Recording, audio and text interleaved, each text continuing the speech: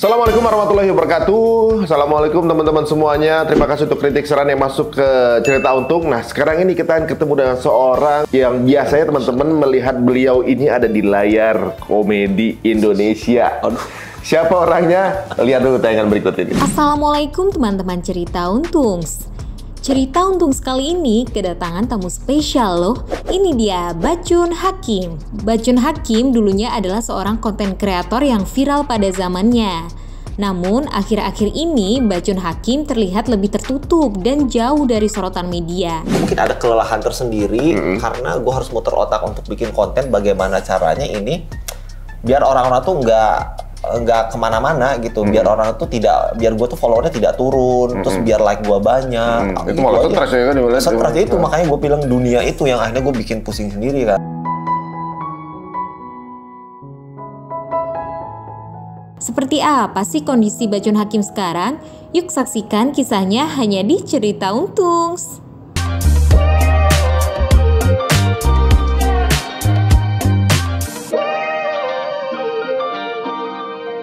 Ya, langsung aja kita ketemu dengan Bachun Hakim.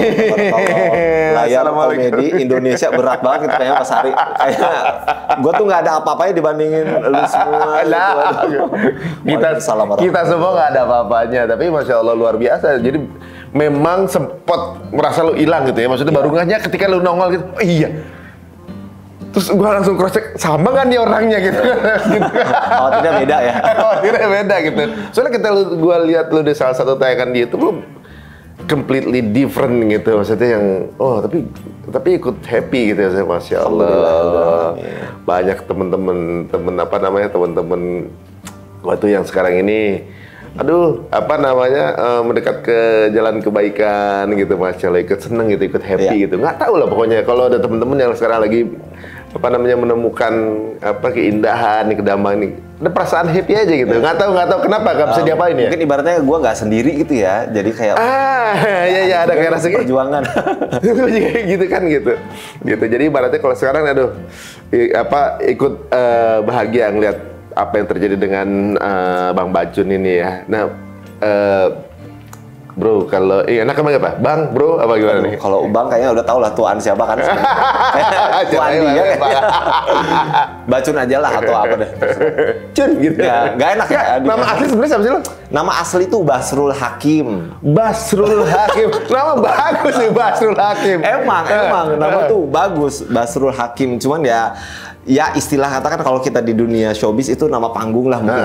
Tapi memang dari kecil tuh udah ada nama panggilan, Karena kecil ya. Dari kecil. Bachun. Enggak, kalau dari kecil itu Acun. Enggak ada huruf B. Dari kecil SD, SMP, pokoknya Acun deh sampai akhirnya SMA tuh baru berubah namanya. Basrul kok jadi Acun ya? Enggak tahu tuh. Nanya ke nyokap juga kayaknya. Nyokap juga nggak tahu lah, ada aja pokoknya. Bener. Gitu. Sebenarnya dulu waktu awal akhirnya masuk entertainment tuh apa kecemplungnya gimana dulu? Kalau bercerita soal background di entertainment sih memang dulu bukan kecemplung ya, memang sengaja mencemplungkan diri. Artinya tuh memang gue berniat untuk memang niat banget pengen jadi artis gitu. Dari karena asli Bandung dulu memang di Bandung. Memang Bandung tuh kota seni emang. Betul, kota seni di sana kan. Alhamdulillah kan udah ada banyak public figure yang dari Bandung juga kan, Masya Allah kan. Ya memang dari dulu tuh memang udah pengen banget jadi artis gitu. Sampainya pindahlah ke Jakarta itu di tahun 2010 awal kalau nggak salah. 2010 awal. Produksi apa pertama? Nah justru kepindahan pertama itu ternyata nggak seperti apa yang gua bayangkan. Nggak bisa langsung syuting segala macam. Ternyata semuanya butuh proses juga. Dan waktu pindah juga nggak langsung nyemplung syuting, nggak. Kerja dulu waktu itu. Kerja dulu di salah satu provider di Indonesia lah, ada di situ kan. Terus ya karena memang tahu gue ini pindah dari Bandung, masa gue kerja begini, ya ini curi-curi casting. Memang berawal dari casting dan semuanya. Singkat cerita memang mengawali karir di iklan sih, di dunia iklan bareng sama teman lu sendiri, Topan Cuping. Kita video call Topan Cuping, Masya Allah. Bareng sama dia, sama-sama lah maksudnya. Akhirnya kan menemukan ya teman-teman circle-nya ya Topan Cuping juga gitu kan, ketemu sama dia. Jadi di awal sebenarnya di awal produksi lu juga sama Cuping ya berarti. Produksi apa nih? Itu kan pertama kali syuting sama Cuping? Nah, enggak, justru sama Cuping itu kita tuh sama-sama merintis karir di dunia iklan. menjadi talent di iklan. Jadi kita iya, bareng, iya, tapi iya. kita nggak satu produksi syuting bareng nggak juga. Cuman kita tuh kan kalau di casting kan pasti kan mencok sana mencok sini tuh di kita tuh kan betul-betul. Dari dulu tuh gue tuh satu hari tuh ada kayak menjajaki 5-6 PH lah ibarat kata dari pagi nih PH yang di Tebet lah, yang di Kemang, yang di Mampang kita tulis tuh casting jadwal castingan ya. Jadwal casting kita mau diterima apa enggak, pokoknya casting aja mau jadi apa peran-perannya mau selewat doang, yaudah casting aja, yang penting kita tuh naruh profile dulu tuh. Sambil jam terbang casting kan? Iya. Dulu bilangnya namatan casting ya. Iya, gitu. Gitu. Jadi kita tuh sih beneran ya lost aja lah karena emang gue pribadi kan doyan untuk ketemu sama orang baru, apalagi di Jakarta. Jadi kenal. Pede aja gitu ya. Pede banget, pede banget. Mau ngantri sampai malam pun kita mah bener pede banget. Bener-bener.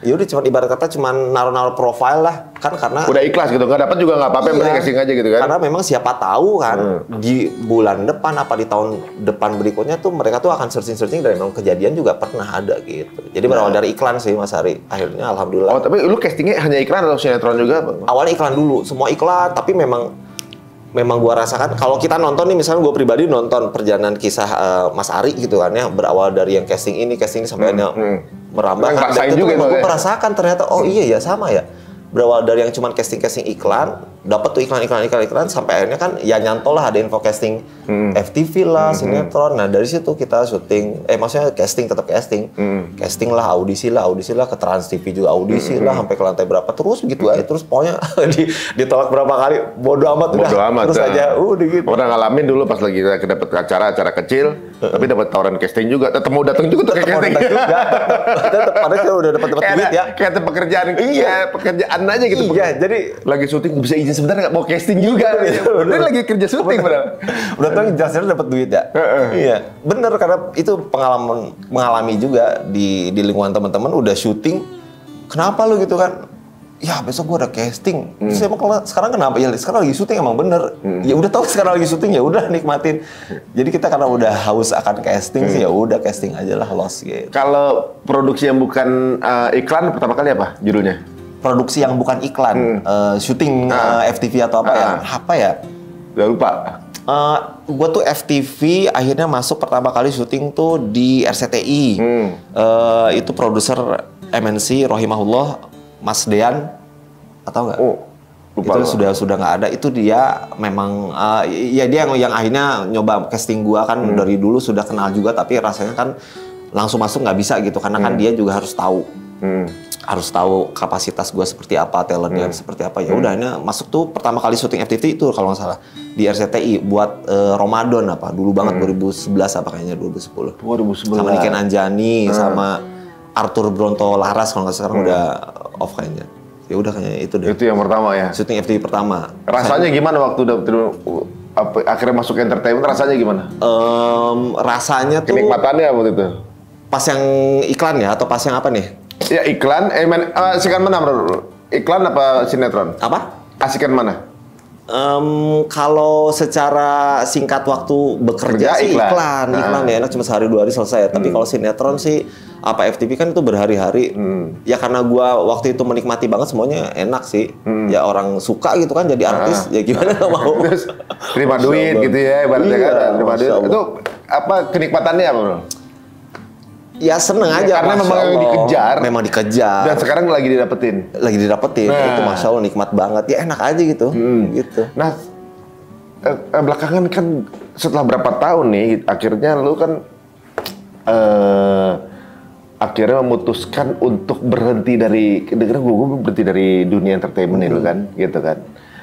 Lu mulai tiba-tiba dari pekerjaan yang lu cari gitu udah lu dapat gitu dengan kenikmatan yang lu ini gua sampai ngerantau nih gitu. Tiba-tiba kau memutuskan untuk pensiun, padahal bukan pensiun ya. Maksudnya lu bukan di usia pensiun juga, lu tapi lu memutuskan untuk berhenti syuting lagi gitu. Iya, apa yang latar belakangnya? Background ya, latar belakang mungkin Mas Ari juga merasakan lah, maksudnya alhamdulillah ya. Orang-orang seperti kita ini kan sebetulnya orang-orang pilihan dari Allah ya, alhamdulillah gitu kan, Masya Allah ya. Maksudnya kita udah new normal duluan ya? Iya benar gitu kan, Mas Ari mungkin udah duluan atau teman-teman yang di luar sana udah duluan. Yang melatar belakangi gua akhirnya tuh kayaknya lost dan melepaskan itu karena Sejarahnya sih gue tuh nggak tahu ya detail seperti apa, tapi yang jelas waktu itu memang pas lagi di Bandung, kan kita lagi sama temen lah biasa kayak share-share video atau apa kan. Waktu itu ingat banget ada share-share video Hanan Ataki juga ada, Ustadz Hanan Ataki, terus ada pokoknya siapa-siapalah yang memang video itu menjelaskan tentang motivasi kehidupan, cinta, agama gitu kan. Dirangkum jadi 1 menit, terus akhirnya kita nonton, ya mungkin tergugah dari situ, terus dapatlah triggernya tuh kayaknya di ini deh, di video video pendek ada ustadz yang dari luar negeri. Ini kalau gua salah maaf gitu ya, namanya tuh Nafis Yakub ya kalau nggak salah ya, nggak tahu ya. Nafis Yakub. Iya, kalau salah mohon dikoreksi ya. Dia ini kalau nggak salah dari Malaysia. Gue tuh melihat dari tampilan fisik di luar videonya, di videonya itu memang melihat bahwa beliau ini lagi ada di dalam penjara, pakai celana orange yang penjara narapidana gitu kan, terus bajunya nggak ada baju nih dilepas gitu, terus di balik jeruji itu dia bacain surat Al-Qalam, surat Al-Qalam dan masya Allah itu begitu denger tuh, ih kok ini ya tergerak hati kok merinding, terus kayak sedih tuh karena selain mendengarkan dia murotal, tapi kondisi dia itu ada di dalam penjara gitu dengan dengan jadi penasaran ini. Iya dengan wajahnya tuh kayak mengharapkan gue tuh nggak bersalah gitu, dan yang gue bisa tuh cuman ngaji aja kayak begini aja. Ya dia baca-baca ya alhamdulillah gitu kan, direkam sama sipirnya tuh. Itu yang bikin gue kayaknya terus diulang-ulang gue putar sampai gue cari di YouTube terus aja gitu ulang-ulang putar. Masya Allah. Nah nggak tahu kenapa Masya Allah tuh menghendaki gue akhirnya tiba-tiba tuh gue tuh pengen baca Al-Quran Mas Hari. Di hari di Bandung ya, itu tuh sebelum bulan puasa juga tuh. Pengen baca Al-Quran, pengen sholat tuh beneran datang tepat waktu ke masjid, pokoknya nggak mau tahu, pokoknya harus datang ke masjid aja. Ya udah langsung bilang ke bokap nyokap tuh, mah pengen ngaji, cepetan pengen ngaji, ya udah gitu aja. Jadi sepanjang hari di Bandung tuh alhamdulillah tuh Allah menghendaki, semuanya atas izin Allah ya. Semua menghendaki setiap harinya tuh, pokoknya gue memaksa orang tua untuk ngaji, ayo cepetan bimbing gue nih, ibaratnya ayo cepetan sebelum ini hilang. Gue tuh tahu tuh ini tuh lagi ada sesuatu, gue nggak mau ini hilang nih. Ayo mah Pak cepetan nih ajarin Bacun ngaji di meja makan pagi-pagi misalkan. Nyokap kan alhamdulillah sama bokap rutin terus baca Al-Quran setiap pagi setiap malam gitu kan, jadi gue tuh selalu berdampingan terus. Ya udah ngaji terus, alhamdulillah nanti pas lagi azan langsung segera ke masjid jalan kaki.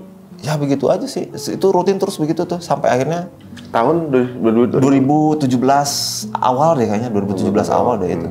Pas lagi di Bandung, waktu pas lagi di Bandung, pas sebelum bulan puasa. Ya kurang lebih ya itu dari video itu ya mungkin ya, setelah gue evaluasi diri, triggernya dari situ. Nah akhirnya langsung download murotalnya Ustadz Nafis Yakub itu yang lain tuh ada, dia kan ternyata banyak tuh yang juz 30 yang mana. Langsung tuh gue tuh download semuanya yang serba murotal, bukan dari dia aja kan, siapa aja lah, dari Ustadz Hanan Ataki lah atau siapa aja ada gitu kan. Ya udah ditampung terus. Ya alhamdulillah sih kalau di posisi waktu itu sih gue sih merasakan memang ini ada sesuatu nih dari Allah nih. Ada kode apa gitu ya? Ada apa nih gitu kan. Gue tahu ini tuh ada sesuatu dan jangan sampai ini lepas nih. Soalnya gue tahu ini tuh mahal. Itu tuh gue tahu. Mahal itu. Makanya gue tuh kejar terus tuh. Jangan sampai ini hilang. Kode ya? Kode banget. Makanya bilang ke bokap nyokap tuh ajari ngaji, baca Al-Quran gitu. Mau sepatah dua patah kata tuh ayo dong tolong gitu. Waktu lagi terima kode itu, rasa itu tuh baru berapa? Umur? Berapa ya? 29 apa 28 ya? Lupa gue. Berarti sekarang masih 30-an nih? 30-an. Gue 87. Lahir 87. Berarti lu tuh bukan pensiun dini lagi ya? Dini belum. Nah ini ngomong pensiun dini ini menarik. Ya itu nanti. Cuman sejarahnya. Tapi, berapa 30 lupa gue. Ya. Jadi ibaratnya gini. Itu rasa yang mahal ya kan? Ya rasa yang sampai akhirnya lu juga dari situ kemudian lu memutuskan berhenti syuting? Enggak langsung. Karena ternyata nggak semudah dengan keputusan itu, nggak semudah apa yang harus gua putuskan gitu Mas Ari. Karena gua tuh pokoknya waktu itu lagi menikmati banget. Gua masih ingat banget, Masya Allah, semoga Allah memberkahi orang tua gua yang betul-betul menjadi saksi. Belajar Al-Quran itu ya, itu selama beberapa hari itu gue tuh ngaji tuh, dan gue tuh nggak mau gue nggak mau ke Jakarta. Pokoknya gue nggak mau ke Jakarta, nggak mau pulang lagi ke sana untuk syuting segala macam, karena kayaknya udah nikmat banget di sini gitu ya. Nikmat banget terasa, sampai gue tuh bilang sama bokap nyokap, cariin guru ngaji dong di mana gitu, meskipun ada di dekat rumah gitu ya atau di mana nggak tahu deh. Pokoknya gue cariin deh. Dan bilang juga ke bokap nyokap, "Mah, Pah, kenapa sih nggak dari dulu Bacun di pesantrenin? Kenapa sih nggak dari dulu lu berdua tuh masukin gua ke pesantren? Ayo, kenapa?" gitu kan. Gue sampai kayak gitu. Cuman ya ditegur lah, maksudnya ya nggak boleh begitu kan, nggak boleh menyesali. Misalnya dulu juga masuk ya mungkin belum kayak gini, bentuk gini juga. Iya, benar kan, belum tentu. Tapi dulu malu jangan dulu berontak malah kabur anaknya kayak gitu. Benar. Jadi Allah tuh menggariskan semuanya tuh sudah ada ini ya patternnya ya. Ya sempat nyeletuk gitu sama bokap nyokap, ya udahlah nggak usah disesali, alhamdulillah gitu. Ternyata kan Allah ngasih ada sesuatu di hati, ya udah sekarang tinggal jalanin gitu. Ini uniknya ya, jadi ibaratnya kayak lu mencari sesuatu dari Bandung ke Jakarta untuk sebuah pekerjaan yang pada saat itu di kepala lu itu adalah ini akan menjadi sesuatu, kalau lu dapat pekerjaan itu lu udah akan dapat ketenangan. Betul. Ketenangan, kenikmatan di situ, kepuasan, kenikmatan di situ. Tiba-tiba lu menemukan sesuatu yang nikmat banget, yang sampai yang lu pikir tuh kenikmatan lu tinggal. Iya, itu jauh lebih nikmat.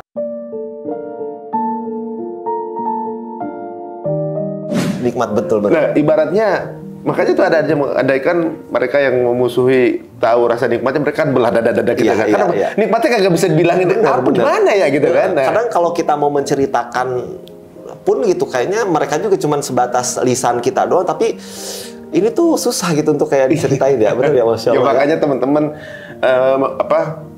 kepengen buat event kayak Hijrah Fest gitu. Nggak bisa ceritain soalnya, kita ajak biar rasain bareng-bareng kan gitu, biar orang banyak yang oh rasanya ternyata nikmatnya kayak gini kan, pengen ngerasain begitu gitu ya. Minimal tahu lah apa yang kita rasain di area sekitar situ bagaimana kan euforianya, atau nggak ambience nuansa religi di Jakarta seperti apa gitu. Soalnya nikmat itu kan yang kayak nikmatnya agak gimana ya nyeritainnya kan susah ya. Iya. Nikmatnya kan gitu. Sampai ibaratnya ya walaupun sepanjang perjalanan proses ini kan pasti ada pro ada kontra dong ya, pasti ada juga yang nggak suka, ada yang kemudian kayak bagaimana gitu kan, terus kemudian ada omong-omongan negatif kayak gimana gitu, tapi tetap masih di sini. Berarti kan nikmatnya tuh omongan negatif aja ngalahin nikmat itu ya. Benar.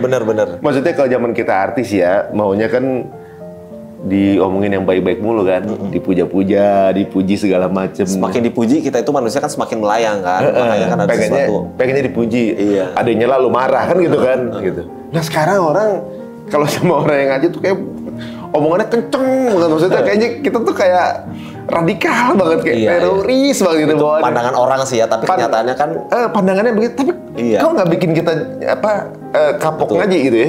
Itu kan nikmatnya lebih tinggi dari itu kan.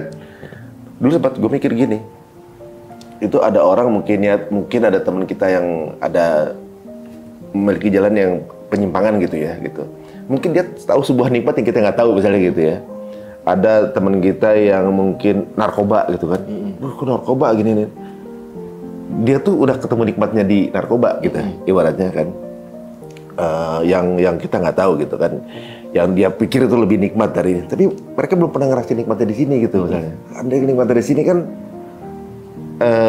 nah ngajaknya tuh gimana kan gitu, bingung gitu. Iya. Nah nikmat-nikmat ini nih yang nggak bisa diekspresikan sampai lu akhirnya mau tinggal di Bandung, nggak mau ke Jakarta lagi kan? Iya benar. Sampai gue pindah KTP kan, sampai gue tuh keluar dari kartu keluarga yang di Bandung tuh karena ya rela, gue tuh pokoknya Jakarta banget lah waktu itu kan. Jadi pokoknya beralih dari Bandung tuh seneng banget. Udah kayak babai Bandung gitu, gue udah nggak di Bandung lagi, sekarang gue udah mau jadi artis di Jakarta, udah kayak begitu banget. Itu perjuangannya juga Masya Allah, alhamdulillah lah Allah kasih. Nikmat apa aja yang lu rasain ketika itu ya? Nikmatnya pas sampai lu sesi hijrah ini, sampai lu kepengen stay gitu rasanya, itu apa? Nikmat apa sih yang rasain tuh? Ya pas hijrah ya, nikmat hijrah itu ya. Gue tuh merasakannya kayak gini loh, singkat ceritanya kayak oh berarti ini hidup ya gitu ya. Kayak berarti yang lalu-lalu kemarin itu cuman kayak ya selewat gitu doang. Sekian tahun yang udah gue kumpulkan, yang udah dari kecil, apalagi dari yang kita udah punya ambisi, ya itu tuh sebenarnya ibarat kata nggak ada apa-apanya dibandingin dengan kenikmatan kita memahami ilmu agama yang hak dari Allah gitu kan. Betul-betul membaca Al-Quran yang satu huruf tuh rasanya, kayaknya luar biasa, apalagi kalau kita udah tahu fadilah-fadilahnya kan. Nikmat yang memang nggak bisa diutarakan itu adalah ketika kita betul-betul berkomunikasi sama Allah sih ya. berkomunikasi dalam artian kita taat sama Allah. Kita tuh betul-betul membenahi diri dari yang tadinya kita mungkin tidak sholat, akhirnya jadi kita sholat. Yang tadinya kita sholatnya melenceng jam-jamnya, akhirnya kita taat tepat waktu. Terus nanti itu betul-betul bertambah gitu kan. Proses nikmat itu sih Mas Ari, yang kadang kalau kita nonton kajian nih, ada dari salah satu ustadz juga kan, ya beliau juga mengatakan kalau di saat kita lagi fokus satu materi kajian atau materi ibadah yang kita dalami nih, nanti itu akan bercabang lagi ke rangkaian ibadah-ibadah lain yang akan Allah kasih gitu. Di saat gue lagi membetulkan sholat, waktu sholat, akhirnya gue datang on time, nanti tuh akan ada lagi rangkaian ibadah yang Allah kasih. Abis sholat ini, nanti kan ada zikir, panduannya kan ada zikir setelah sholat fardu. Udah itu nanti ada sholat sunnah juga. Nanti begitu menjelang sorenya nanti ada zikir petang juga. Jadi bergulir terus. Nah, gue tuh memikirkan itu tuh bergulir tuh, beribadah tuh. Ya artinya kalau itu aja kita nggak fokus, ngapain kita fokus ke dunia yang sebetulnya itu cuma sekedar lewat gitu. Iya. Rangkaian ibadah itu banyak banget yang belum gua jalanin gitu kan. Ini aja masih secuil sebenarnya Mas Ari. Sedangkan kayak rangkaian ibadah yang lain itu masih banyak banget yang belum gua pahami. Jadi ada beberapa kenikmatan yang belum dilewatin. Masih banyak banget. Kadang-kadang kalau kita ngisi kajian juga kadang nggak ngerti juga kan. Nah, maksudnya ketidakpahaman gua itu juga menjadi salah satu semangat buat gua. Ayo dong, cuma lu nggak ngerti gitu kan. Ya harus ngerti gitu dan cari ilmu lah, tanya-tanya ke teman, orang-orang soleh gitu.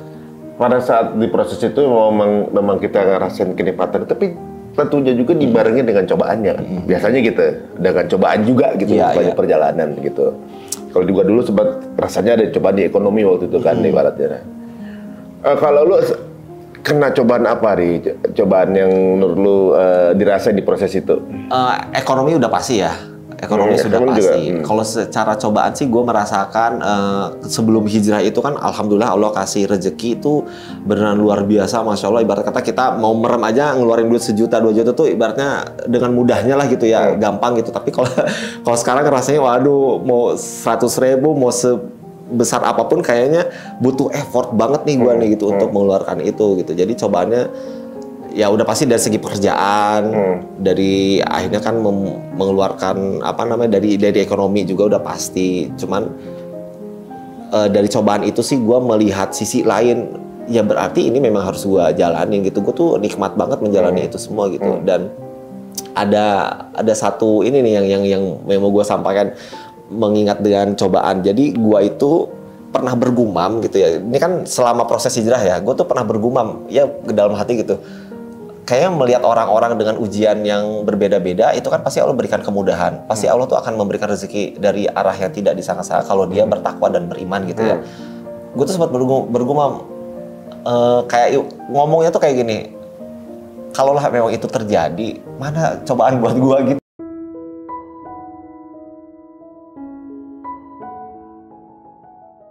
Masya Allah, iya. Kalau nggak ada cobaannya berarti salah kan jalan gitu. Kan gue sempet kayak, mana nih, ayo dong kasih gue cobaan nih ya Allah gitu. Kalau gue ngomong sama Allah, mana nih coba kasih gue ujian, cobaan nih, biar gue tuh lebih taat lagi sama engkau, biar gue tuh bisa dapet rezeki yang tidak disangka-sangka, biar gue tuh nanti pada akhirnya, at the end di cobaan itu tuh ada sesuatu yang dar gitu ya. Sempet gitu, mana dong, ayo nih, mana cobaan-cobaannya.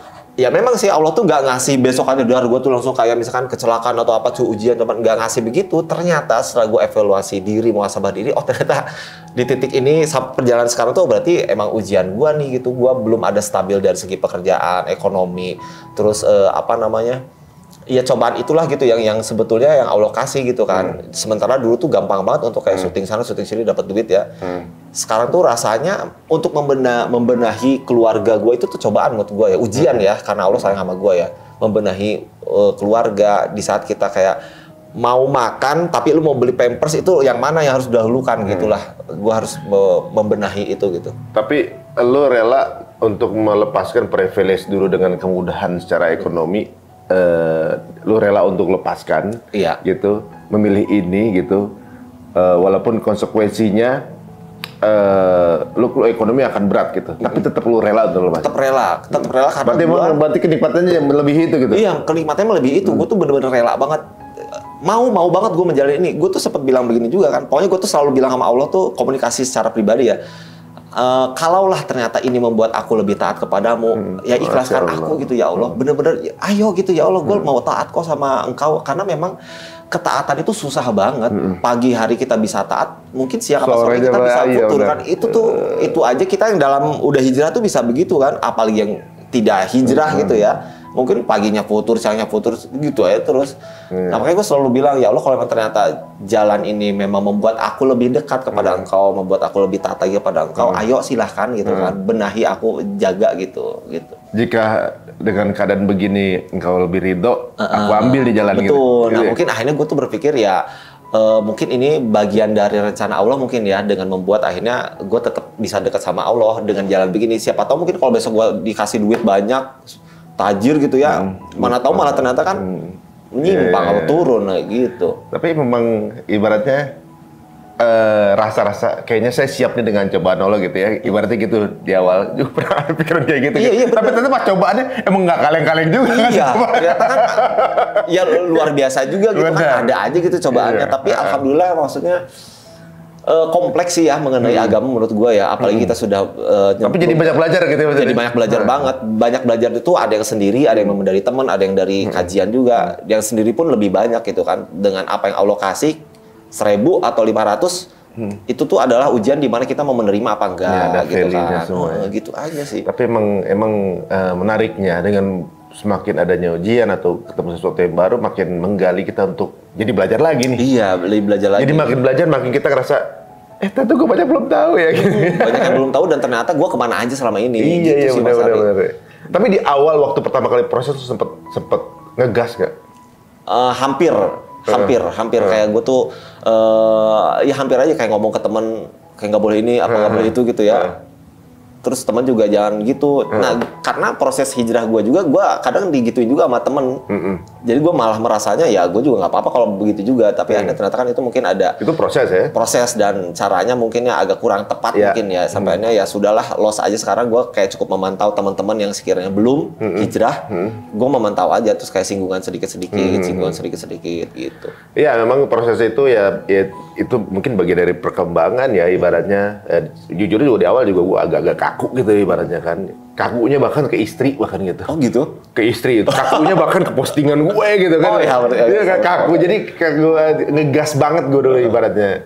Tapi makin belajar sini gue makin sadar bahwa ya ternyata gue masih harus banyak belajar juga ya. Tapi ini mungkin pendewasaan juga dan tapi justru memang ya itu prosesnya sih ya. Tapi memang wajar ya, berarti kan maksudnya gue nggak sendiri juga ya. Mas Ari begitu juga ya? Iya, ini maksudnya kan ya namanya kita. Nah, kalau dulu berarti kan cara berpikir kita. Ini bukan pajangan kan ini ya? Bukan gitu. Dulu di awal gayanya itu sepertinya selalu ingin mengoreksi orang gitu ya. Sekarang kayaknya kita lebih pengen mengoreksi diri sendiri gitu kan. Iya benar-benar. Bawaannya kayaknya kalau ngeliat orang salah gitu. Sekarang bawanya aduh siapa tahu ada tahajudnya dia diterima, guanya masih banyak salah. Iya betul. Kadang pemikiran kita tuh suka perspektif terhadap diri sendiri ya. Kalau kita menilai orang, misalkan yang belum dihijab lah atau mungkin yang hijab judgment masih dulu kan.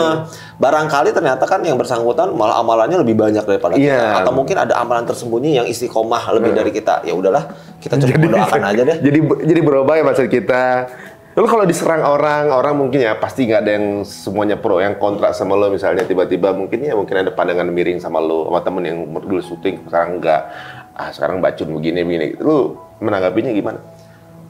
Biasa aja sih, maksudnya biasa aja tuh ya sudahlah. Gue sih selalu berkata sama diri gue sendiri ya udah berarti ini memang jalan yang gue pilih juga, yang udah Allah kasih kayak tiket banget nih buat lu dibanding sama teman-teman yang komen-komen nih gitu kan. Ini tiket buat lu nih, tinggal lu menjalaninnya aja. Jangan sampai tiket ini ya lu buang cuma-cuma gitu. Ya, ada bayangan berarti Janah bagus banget ya.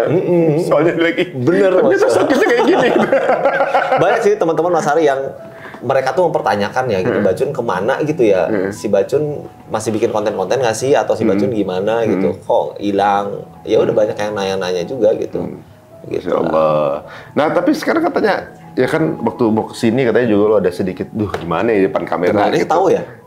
Tadi kan cerita juga kan, waduh, kemudian katanya gue denger lu udah nggak begitu ini lagi sama kayak kamera, padahal dulu lu kayak banci kamera casting, bukan kamera syuting, kamera castingnya lu kejar gitu. Sekarang lu kayak ketemu kamera kayak trauma gitu ibaratnya.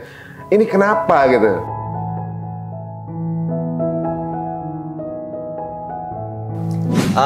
Ini gue tuh meyakini segala sesuatu itu pasti ada sebab akibat ya.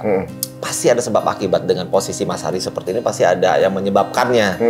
Gue pun sama dengan begini tuh, ya di saat lagi asik-asiknya mengejar dunia gitu ya. Di lingkungan gue lah, mungkin nggak tahu lah singkat cerita akhirnya gue sih merasakan aja mungkin yang bersangkutan sebenarnya biasa aja gitu. Dan memang sebenarnya biasa aja ini karena mungkin gue hanya pribadi. Gue tuh kayak ditinggalkan sama sama circle. Malu nih. Sama circle. Malu nih sebenarnya karena ya kurang lebih begitulah ya. Tapi maaf ya, bukan berarti lu salah, maksudnya ini pribadi gua aja gitu. Ya sebenarnya kan circle teman-teman yang gua bikin konten lah atau apa rame gitu kan.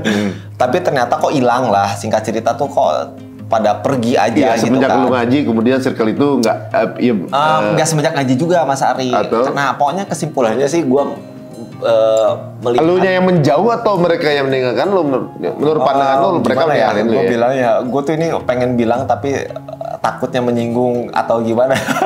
Maksudnya ini ya disclaimer ya, maksudnya kan disclaimer dulu ya, semuanya kan perjalanan sebuah kehidupan ya gitu. Sebuah perjalanan kehidupan, ini yang gue alami ya, tapi bukan berarti yang gue ceritakan ini salah, bukan berarti, ingat ya sekali lagi ya, ini hanya memang pandangan gue aja dan perasaan gue aja.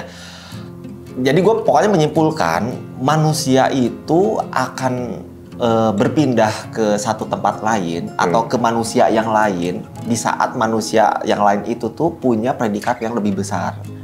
Ngerti nggak? Di saat ada sesuatu hal di tempat tersebut tuh kayaknya lebih bergelimang, lebih kayaknya apa ya? Menggiurkan atau lebih pokoknya ada chance besar untuk besar gitu kan ya, dia pasti akan bertolak ke sana gitu. Jadi gue sih mengingatnya, wah bener sih manusia, ya human gitu kan, manusia tuh berarti begitu ya, ada seorang yang memang punya kredibilitas yang tinggi, kuasa yang bagus, jabatan, harta yang banyak, itu pasti akan dikejar lah ibaratnya kan.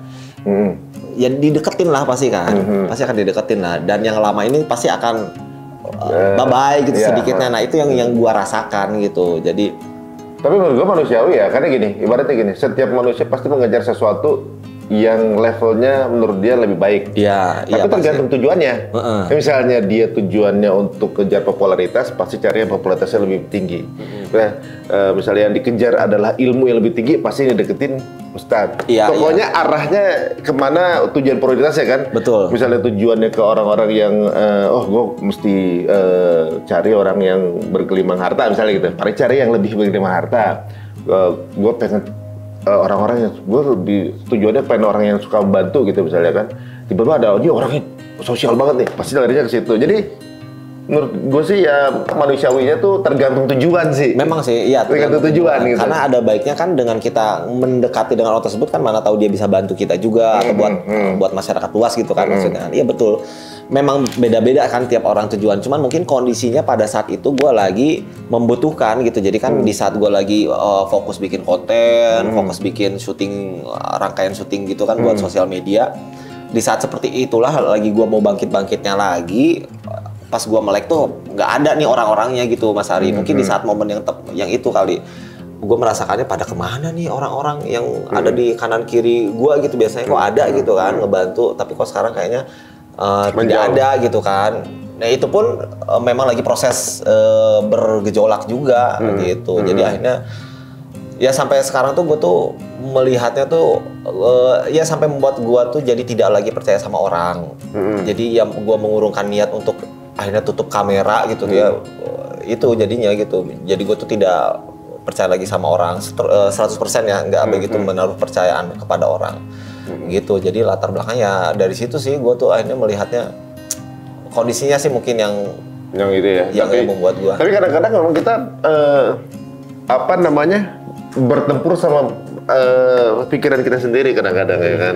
Kita juga nggak tahu, siapa tahu mereka juga dalam kesulitan apa kemudian lagi ngapain gitu. Tapi kadang-kadang kita punya asumsi gitu ya. Tapi mudah-mudahan ya nanti akan ada beberapa hal yang kemudian bisa mengembalikan circle itu gitu ya, mudah-mudahan.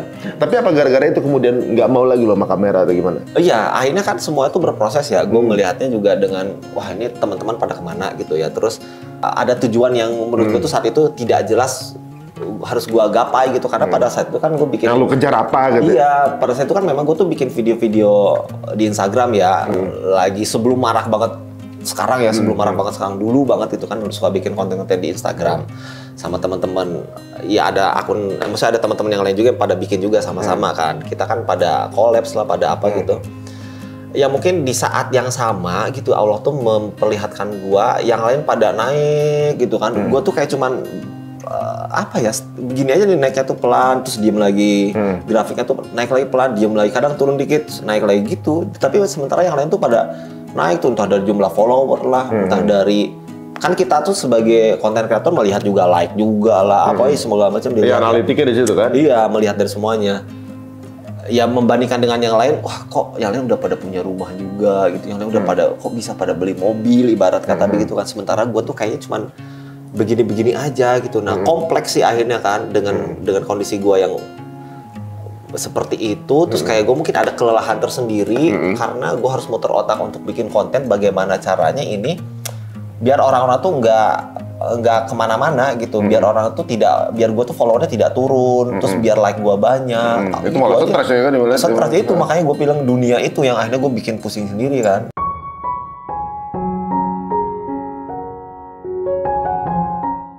Nggak akan pernah habis ya kalau mikirin begitu. Terus gimana cara nanti gue bisa naik engagementnya? Pasti kan kita harus collab sini, harus collab sana, bikin materi sini, bikin sesuatu yang viral, yang beda, biar rame. Gitu aja gue muter-muter gitu terus ya sharing sama teman-teman ya. Gimana nih caranya? Mungkin akhirnya detailnya sih gue nggak tahu ya, cuman ngerasain Allah tuh ngasihnya gue kejenuhan di situ mungkin ya, kejenuhan di situ di saat berbarengan orang-orangnya mungkin. Nah si orang-orang yang pergi ini mungkin melihatnya Bacun kayaknya lagi ada sesuatu gitu kan di kontennya, mungkin akhirnya dia bertolak ke yang lain, ngebantuin yang lain lah atau bagaimana gitu. Jadi akhirnya gue berpikirnya nih orang-orang pada kemana, wah ini dunia nggak beres gitu. Tapi gimana silaturahmi sama teman-teman tuh? Lagi belum terjalin lagi? Belum terjalin lagi sih, sebenarnya belum terjalin lagi. Maksudnya dengan ketemu beda sih, gue tuh udah bukan di circle itu lagi ya, tapi masih cukup memantau dan cuman kayak say hi di komen lah atau mungkin di DM atau ya cuma sebatas kasih love yang kayak status gitu doang, ya udahlah sok-sok begitu aja. Tapi itu sebelum atau selama proses hijrah, itu sebelumnya, sesudah atau lagi? Sesudah akhirnya makanya di saat proses hijrah itu kan gue tuh tidak bisa nih begini-begini aja nih. Akhirnya 2019 itu gue mulai kayak udah lost, gue akan memborder diri ini sampai mana, batasan sampai mana, gue cukup fokus bener-bener ke agama, membenahi keluarga gitu, nanti pas gue menikah ya udah menuntut ilmu, ya udah segala macam gitu. Jadi selama proses hijrah itu kan sebenarnya gontong-gontokan kan antara nafsu dan apa namanya agama-agama ini gitu. Iya, gitu ya. Emang gue juga dengar dari beberapa ustadz gitu ya. Misalnya sekarang lagi proses belajar, belajar dulu sampai apa namanya kita kapasitasnya pas, kemudian kita bisa kemudian berjuang. Ibaratnya kemudian dengan kemampuan kapasitasnya. Kalau gua rasa lu kan memang orang media sih sebenarnya gitu. Siapa tahu justru mungkin dibutuhkan di ranah-ranah kebaikan ya, gitu. Mungkin memang sengaja ditwist itu Allah yang ngasih keadaan ini ya kan, mungkin kita nggak pernah tahu ya. Tapi kan ilmu lu juga ilmu positif. Kan maksudnya yang mungkin sekarang belum dipakai lagi. Ibarat lu kayak musuhnya, kayak film Transformer, ada robot pesawat itu yang di museum nggak tahu jadi katanya kan gitu kan. Kan merasa belum dipakai aja gitu. Mungkin ya. Iya gitu. Gue ngerasa ya banyak orang-orang yang punya potensi gitu, kemudian belum dimanfaatin lagi karena sedang merasakan nikmatnya menuntut ilmu. Menuntut ilmu. Ya mungkin sisi lain begitu ya. Cuman ya ngomongin yang depan kamera pun tadi, akhirnya ya itu Mas Ari, gue akhirnya beneran anti kamera banget. Dari situ kan gue melihat manusia tuh seperti apa, mungkin ada butuhnya aja, gitu aja banyak-banyak lah. Akhirnya dengan berprosesnya hijrah gue tuh Allah juga kan ngasih beberapa ilmu ya, melalui artikel-artikel yang ada di sosmed lah, melalui kajian lah, atau dari temen, itu tuh semua relate dengan apa yang gue rasakan gitu, dan pertemanan, persahabatan, dengan obsesi gue yang jadi artis, apalah ada aja gitu ya, hadis-hadisnya lah. Dulu zaman sahabat bagian itu tuh ada aja yang masuk, yang ternyata memang relate, sampainya membuat gue keyakinan jadi nggak pede aja gitu seiring berjalannya waktu, tidak bikin konten, tidak syuting, akhirnya lebih memilih untuk menutup diri dan beneran nggak ada update status sama sekali, follower hilang berapa ribu banyak juga udah bodo amat, udah nggak mau mikirin lagi ke sana gitu. Ya ibaratnya kayak di awal nih, waktu zaman proses gue juga resign dari pekerjaan itu kayak santai kan gitu. Ya saya resign dari lagi ada jalan, ya gue resign aja deh gue gitu kan. Nggak nyesel dengan kehilangan pekerjaan itu, nggak nyesel udah gitu. Kalau misalnya diundang televisi juga jarang mau, misalnya buat tampil jarang mau gitu ya. Dikarenakan karena ya maksudnya udah nggak ada rasa ketergantungan gitu dengan televisi. Tapi belakangan dengar nasihat dari para ustadz, ini kalau orang media manfaat ilmunya lebih besar sebetulnya ya. Lebih banyak bisa dipancarkan gitu. Makanya memang silaturahmi dengan teman media tetap masih harus dijalin, jangan sampai diputus gitu. Dinasihatin gitu saya. Oh gitu ya, jadi mulai lagi kita coba jalin lagi gitu. Karena memang siapa tahu nih Bacun ini punya ilmu dan kemampuan yang beliau ini beliau ini tahan gitu ya. Padahal beliau nggak tahu kalau manfaatnya beliau ini kalau bener-bener bisa masya Allah luar biasa. Siapa tahu jadi tabungannya di situ karena memang kan amunisi pelurunya sebenarnya di sana. Nah, apalagi sekarang dengan ilmu yang sudah didapatkan gitu. Memang sih ya teman-teman yang ada di pengajian gitu, ketika ada di media banyak keterbatasan kan pasti, maksudnya nggak boleh ngomong ini, nggak boleh gini, nggak boleh begitu. Kan, ranahnya itu yang benar-benar kan gitu. Syuting nggak boleh ada yang kebuka, bagaimana itu semua itu barang gitu. Tapi bagaimana bisa tetap berada di ranah itu dalam keadaan masih tetap bisa menyebar kebaikan di media, kan dibutuhkan pemikiran yang benar-benar tetap harus kompleks gitu ya. Nah, sekarang udah mau mulai begitu lagi atau memang masih belum lah masih? Sudah sih sebetulnya kan, karena berbicara konten media banyak juga teman-teman yang akhirnya sayang banget Cun, lu udah ada bikin konten-konten apa sih? Gua aja sekarang mikir sayang banget nih orang gitu kan gitu. Memang iya dari awal dulu tuh teman-teman pada bilang kenapa sih nggak lu alihkan yang tadi bikin video lucu yang aneh-aneh, sekarang ya udah diselipin agama lah, diselipin dakwah gitu kan. Awal-awal tuh emang iya bisa, tapi dalam hati itu kayaknya memang belum bisa untuk bergerak, belum bisa untuk kayak mikir konten, udah nggak mau lagi, capek gue tuh untuk kayak berpikir konten tuh. Gitu ya. Mikirin analitik. Iya, capek. Nyari ide tren gitu ya. Iya, capek nyari. Jadi dulu tuh siapa yang viral, apa yang viral tuh kita ikutin. Kan gue tuh begitu juga tuh dulu tuh, siapa yang viral gue ikutin. Demi naikin itu engagement itu gitu, karena dan itu tuh tiap hari dulu ya. Nah sekarang makin sering, makin banyak apa yang viral dibikin-bikin biar keren, biar banyak yang like, biar itu tuh gue lakukan. Tapi itu ilmu lu tuh sebenarnya dibutuhkan kan, lu membaca analisa, engagement segala macam itu kan. Nggak semua content creator tahu itu ibaratnya gitu. Atau juga tahu banget Mas Ari. Bukan maksudnya orang yang ketika nonton atau mungkin nggak main sosmed segala macam nggak tahu bahwa di balik pembuatan satu karya di sosmed itu butuh pembacaan itu kan gitu untuk sebelum sesuatu itu diproduksi kan gitu kan. Nah ini lu nya udah punya gitu. Nah memang nggak lu pakai aja gitu kan sekarang. Gimana ya, bingung ya karena banyak banget lah pokoknya teman-teman yang bilang gitu, sampai ini ya susah beneran Pas Ari, susah banget untuk gua memulai. Ya bini gua aja bilang kenapa sih gitu nggak dilibatkan lagi aja atau ya dengan cara yang lain, tetap berdakwah tapi dengan cara yang lain gitu kan. Mau itu nggak ada akhwat ya atau bagaimana kan bisa disiasati gitu ya. Ya emang iya bisa, ngomong tuh gampang, tapi kayaknya dalam hati tuh untuk gue depan kamera tuh masih ada pergolakan ini. Dulu tuh gue update status terus gitu Mas Ari, lagi di mana-mana update, pokoknya banyak omong banget lah. Banyak banget update sampai sekarang tuh ada orang teman-teman nih ketua sama gue, ya sekarang gue lagi membaca, gue tuh udah yang mau mundur gitu, udah kayak males aja, malu gitu. Malu. Udah capek aja gitu. Udah capek. Nah, cuman akhirnya nih, makanya ini mungkin berproses lagi kali ya. Akhirnya adalah satu temen gitu kan, yang akhirnya ngajakin lagi buat konten di YouTube channelnya dia. Dia kan suka review-review. Ini temen gue namanya Adit Okto nih, dia suka review-review. Ngajakin dia orang pertama kali yang ngajakin gue untuk ayo sini balik lagi ke kamera, karena dia tahu potensi gue ada di situ gitu kan. Ya udah singkat cerita, ya udahlah pertama kali masuk kamera lagi tuh pas lagi nge-review acaranya dia di Bandung. Tapi tetap ini kamera di sini lagi ngebahas review bakso kan. ya udah dia mah oke guys, hari ini gue lagi makan bakso bersama Bacun. Iya, jadi saya lagi makan bakso. Jadi itu tuh nunduk gue tuh, bener nunduk ya gini. Udah dit, gitu aja gitu. Sampai kaku banget aja. Manggil juga masih saya. Pokoknya malu deh. Jadi orang baru aja gitu. Orang baru. Ya kayak waktu itu di podcast temen, Aicun, kita mau podcast lu deh perihal hijrah lu. Ya udah dengan jalannya, gue tuh kayak cuman begini aja, ngomong juga saya waktu itu masih malu aja sama kamera. Tapi seiring berjalannya waktu ya akhirnya makin kesini, jadi mungkin sedikit lagi terbiasa. Meskipun akhirnya gue memberikan kesimpulan, passion gue udah tidak lagi ada di depan kamera. Passion, Ini udah nggak bisa lagi ada bener-bener di depan kamera dengan menyengajakan lagi, udah nggak bisa. Adapun kayak misalkan Mas Ari, Cun podcast sama gue yuk, misalkan hari ini gitu. Ya udah, ya ayo dengan karena itu memang ada sesuatu, ya jalan aja gitu. Tapi tetap akan gue pertimbangkan juga nanti misalkan ada yang lain bagaimana. Jadi ibaratnya di mana itu ada manfaat yang bisa disebar, Insya Allah. Apa namanya bisa dengan itu gitu ya. Tapi emang rasa itu susah untuk didapetin ya, maksudnya kalau lu rasa lebih nikmat untuk berada di off cam gitu ya. Iya. Karena memang kalau gitu berada di kamera kayak ada sesuatu yang terhisap gitu ya. Ada yang ngeliatin terus atau gimana. Gue tuh sampai pernah. Terus kita salah ngomong, kita disapa kayak gimana gitu kan. Sampai pernah gue tuh pakai masker terus sebelum pandemi. Gue tuh udah pakai masker terus Mas Ari. Pakai masker mulu gitu kan.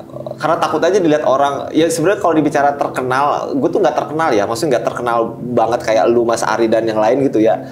Cuman kan kadang-kadang orang tuh ada aja yang ngeliatin gitu kan, itu yang di Instagram, itu yang di... Gue tuh udah malu udah kayak gitu Mas Ari, udah yang ngeliatin dari atas sampai bawah. Terus gue tuh kayak, apa sih lu ngeliatin mulu, emang ada yang salah? Sebenarnya nggak ada yang salah, cuman karena oh itu ya yang di Instagram ya gitu doang. Itu udah risih, pakai masker lah kemana-mana sebelum pandemi tuh. Ya udah terjadilah pandemi. Masker lagi, masker lagi. Kalau ada masker sini juga semuanya. Ini kop dong gue jadi. Gitu. Kalau ada yang negatif jatuhnya hasad, kalau ada yang terlalu memuji jatuhnya ain gitu ya. Jadi memang lu meminimalisasi untuk karena gimana ya, dengan proses hijrah yang gue alami, ya itu tadi yang gue bilang, Allah tuh memberikan ilmu dari arah mana aja. Tentang baiknya punya rasa malu lah, ya kayak gitu kan, ada hukum yang ain lah, terus yang bagaimana menanggapi orang-orang, manusia itu memuji manusia itu kan maksudnya rasanya ya gimana ya, alangkah lebih baik kan kita kalau memuji kepada Allah aja kan, tapi rasanya kan kalau kita memuji manusia khawatir nanti ada ujub ria. Nah itu yang gue hindari itu karena seiring berjalannya ilmu yang Allah kasih ya. Cuman ya nyatanya kesini lagi, ya udahlah, udah depan kamera, ini tuh udah lebih baik ini Mas Hari. Kemarin-kemarin yang sebelum-sebelumnya udah nggak mau. Tapi juga nggak jelek juga, maksudnya nggak jelek juga dengan perasaan lo untuk lebih happy di offline. Itu ada sebuah pilihan yang kalau lo nikmat di situ pun nggak ada salahnya juga. Ini aja nih sebenarnya nggak mesti harus ada di depan kamera juga untuk nikmat gitu. Jangan kemudian lo udah dapat nikmatnya kemudian lo lepas, kan kayak gitu sayang banget, kan lebih mahal gitu. Gue merasakannya, gue tuh kangen dengan momen-momen waktu itu sih sebenarnya. Rasa di mana lu rasa di mana gue tuh jauh dari sosmed, update, bikin konten. Pokoknya bener-bener menutup diri, yang akhirnya ke masjid lah, terus pulang lagi. Ya udah kayak cuman aktivitas biasa aja. Gue tuh rindu dengan itu. Ada masanya di saat gue lagi sendiri gitu ya. Tapi ya sudahlah. Ini berarti emang udah berarti takdir Allah yang emang harus gue jalani lagi, ya udah. Dulu mana ada gue ngomong cepet ini. Ngomong gini nggak ada waktu ngomong tuh kayak cuman sewajarnya bener. Ya tapi kan mungkin kita nggak pernah tahu, siapa tahu memang kemampuan lo itu dibutuhkan di dunia dakwah gitu mungkin kan. Mungkin di sisi lain lo akan menemukan kenikmatan yang baru lagi nih. Ya, ternyata ya, mudah-mudahan. Maksudnya nikmat memang di ranah ini, off cam tuh memang nikmat. Tapi ketika kemudian apa yang lo udah dapat selama ini, lo memang ditakdirkan off cam untuk lebih menimba ilmu, kemudian menjadi sesuatu yang ternyata lebih nikmat lagi ketika ilmu yang lu dapat ini bisa dirasain orang banyak gitu kan. Iya. Siapa tahu udah kenikmatan lain. Sekarang ini kalau gue pikir ya, siapa namanya yang di penjara tadi, Ustadz? Nafis Yaakob. Ustadz Nafis Yaakob tuh gak pernah kenal sama lu. Tapi semua kebaikan lu tuh beliau tuh dapat rekeningnya. Iya, Masya Allah. Ya kan? Iya, semua kebaikan lu itu kan, lu kan tertrigger dari situ kan. Dia gak pernah kenalan sama lu, gak pernah kenal segala macem. Itulah keindahan dari hukum Allah ya, ibaratnya. Iya. Dia cuma melakukan kebaikan yang satu arah, cuma ngaji aja. Dia nggak ada niatan untuk kemudian ini disebar apa. Dia kan disutin sama orang kan. Iya betul. Dia cuma ngaji aja di situ segala macam. Udah tujuan dia ikhtiar doang. Masalah yang nyampein ke sana, nyampein ke kuping lu kan Allah kan. Betul sekali, Masya Allah. Ini baru ke gua satu mungkin ada sekian banyak orang lain juga mungkin ya yang itu kan sesuatu yang orang-orang bilang MLM, aslinya konsep MLM kan gitu. Piramida konsepnya kan dari pahala jadi pahala dari Allah ya, kemudian yang jalanin secara ekonomi justru bukan orang Muslim gitu. Tapi konsep ini dengan kemampuan yang dia punya, itu kan yang nyebarin media. Jadi dia cuma ngaji aja, dari media itulah sampai ke kuping lo kan? Iya. Dari situlah juga hidayah kemudian mengalir. Dia aja mungkin sekarang ya namanya manusia naik turun fitnah, tapi kan investasi semua kebaikan lo. Masya Allah, tabarakallah. Masuk tuh rekening. Nah, lo kan bisa aja lu dalam posisi itu gantian lu yang di situ gitu. Yang kemudian ada amal jariah yang nanti mungkin akan. Iya benar. Kayak gue juga ngerasa kayak bisa aja sholat gue nggak beres gitu kan, maksudnya iya bisa aja sholat gue nggak konsen, bisa aja mikir macam-macam nggak konsen ya kalau kita ngandelin sholat kita doang dikit banget investasi kita gitu. Iya betul. Nah ini kan seorang Bacun Hakim ini sebenarnya punya senjata rahasia ninja sebenarnya di dunia media. Cuma beliau lebih memilih untuk keep dan menggunakannya di saat yang tepat. Misalnya kayak gitu. Mungkin begitu kali ya. Kalau dulu diminta apa nggak diminta, gue bikin gitu ya. Senjata itu akan gue keluarkan diminta nggak diminta tuh. Mungkin kalau sekarang ya memilih untuk momentum aja lah mungkin ya. Benar. Toh memang sekarang alhamdulillah sih berjalan juga kan konten-konten tapi terkhususkan buat orang sebetulnya balik lagi karena gue merasanya gue belum pas lagi untuk secara pribadi nih untuk bikin konten itu kayak belum pas aja gitu, nunggu momen aja sih mungkin kayaknya ya. Gitu kali. Bismillah, mudah-mudahan kita akan tunggu nih momen-momen itu ya. Tapi semua tergantung dari bagaimana lo happy dan merasa nyaman gitu ya. Iya. Nah sekarang ngomongin mengenai Ramadan gitu ya. Disclaimer dulu bahwa ini syutingnya tidak dilaksanakan siang-siang Ramadan karena kita minum. Ya. Tapi nanti ditanyanya Ramadan ya, apa gimana? Malam. Oh, malam. Kalau siang kita juga kena juga gitu kan. Tapi kalau orang pas lagi nontonnya siang juga Ramadan ya kita nggak bisa. Ini kan online tiap hari bisa ditonton kan? Iya. Oke. Cuma premiernya di malam. Nah, Ramadan pada saat lu sebelum mulai ngaji dengan sesudah menimba ilmu kan pasti beda. Beda banget. Masya Allah. Dan Ramadan tuh kayak sesuatu yang ditunggu ya. Iya. Karena di situ momen terkapitalisasinya segala hal yang kita lakukan gitu ya ibaratnya. Itu kalau ibarat anak band tuh itu manggungnya gitu. Maksudnya kayak yang ditunggu-tunggu lah. Yang ditunggu-tunggu tuh event terbesar gitu ya, event. Main stage gitu ya, stage besar. Selama kita ada ya kalau belajarnya di bulan-bulan sebelumnya, ini panggungnya gitu kan kayak gitu. Nah, lo bagaimana memaknai Ramadan sebelumnya tuh gue memaknai dengan yang biasa aja ya. Maksudnya gue tahu itu amalan akan Allah lipat gandakan lah. Tapi sejalannya itu pun tetap aktivitas gue tuh yang dunia ini nih gue kerjain juga gitu. Sholat masih sholat juga. Terus baca Al-Quran sih nggak begitu ya. Cuman gue memaknai di dalam hati tuh, Masya Allah nih Ramadan yang gue tunggu-tunggu itu sebelum hijrah ya. Gue udah merasakan itu. Tapi masih ada bertolak ke dunianya tuh masih dikejar terus. Jadi kayak misalkan abis maghrib nih, udah mau maghrib tuh kita masih tetap ada di luar lah. Entah itu nongkrong. Tapi nanti inget jam taraweh juga gue gitu. Misalkan taraweh nih, ya udah ayo, udah gitu aja. Kalau dulu gue juga walaupun dulu belum belajar, belum ngaji juga, gue tapi selalu ingat sholat. Nah iya. Ingat azan. Iya, masih tetap ada panggilan dari hati gitu, kan, Masya Allah. Enggak, maksudnya kalau azannya siang, gue ingat itu zuhur. Kalau ada panggilan azannya sore, gue itu asar. Cuma diingat doang, tapi kan gak pernah ke masjid, dong berarti dong Bapak nih.